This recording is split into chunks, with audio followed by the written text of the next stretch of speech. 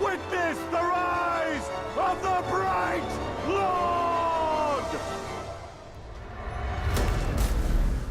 Hello there YouTube, and welcome to my first build for Shadow of War. This is the setup I have been using whilst playing the game, and in this video I will talk about which skills I chose and why, what to do with your gear, and general gameplay tactics that I employed. First up, let's talk about skills. My character is currently level 41 and has 3 unspent perk points, so I'm gonna class this as a level 38 build. However, this character did start taking shape properly around level 20.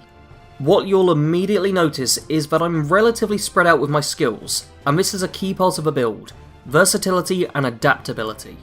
Every skill has upgrades, however you can only have one active at a time, so I made sure to only purchase a single upgrade for the skills I had unlocked, so as to maximise my perk efficiency. This does mean you can't switch up your character to suit a specific task so much, so what I did was make sure I had an ability that worked for every situation.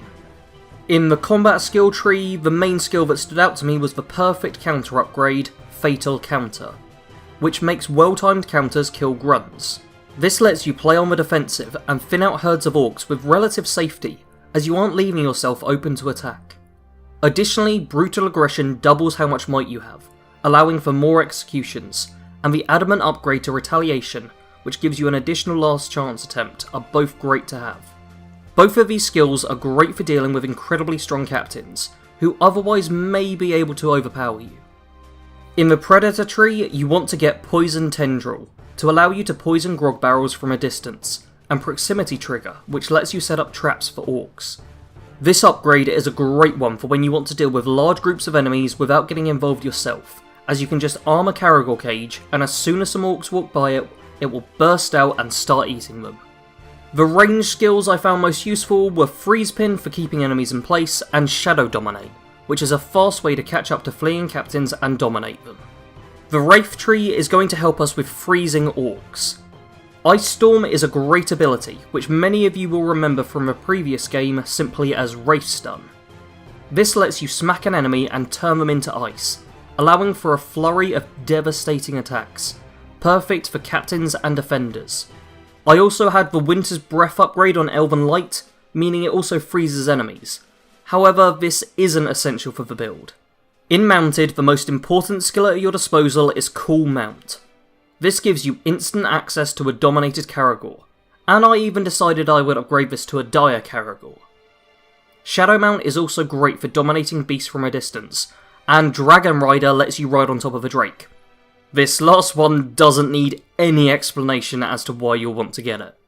Finally, in the Story skill tree, I upgraded to Poisonous Wrath for an area of effect Poison Blast at the end of Elven Rage, Hammer of Eregion, I don't know how to pronounce it, to freeze Uruks that you jump over, and Enrage Followers, which is a great way to buff nearby captains, which can be especially handy in fortress fights.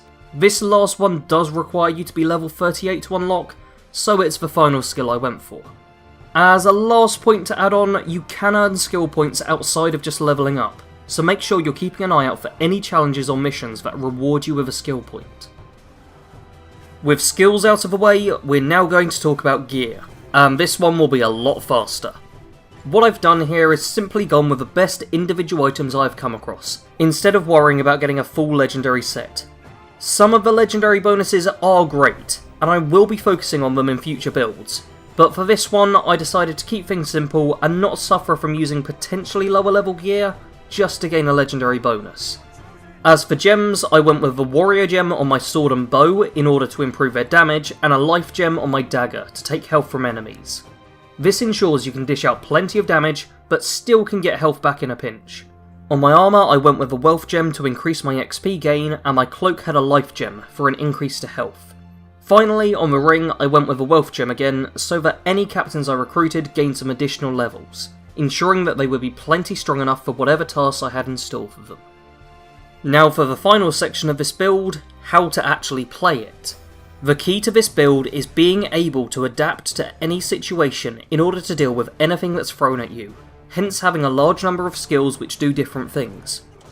You want to spend your time hunting down captains and exploiting their weaknesses to easily dominate them, and force them to join your army.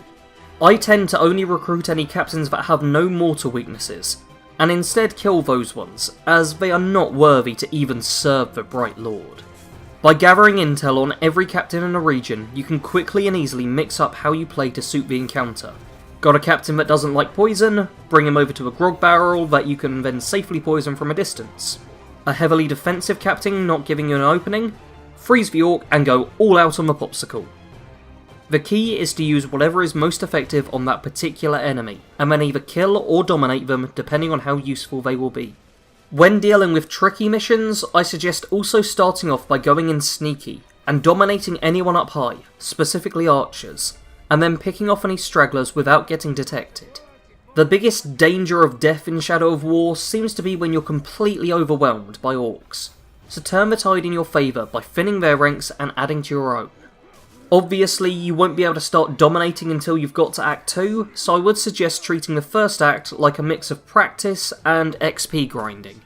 Get used to employing various strategies and build your level up enough to get a good selection of skills before you get into the second act, where you can really start having fun, dominating warchiefs and taking down fortresses. I'm going to leave things here as I don't want this video going on too long. However, if you have any questions, then feel free to ask them below, and I will be more than happy to answer. If you enjoyed the video, then give it a like, and subscribe for more Shadow of War content in the future.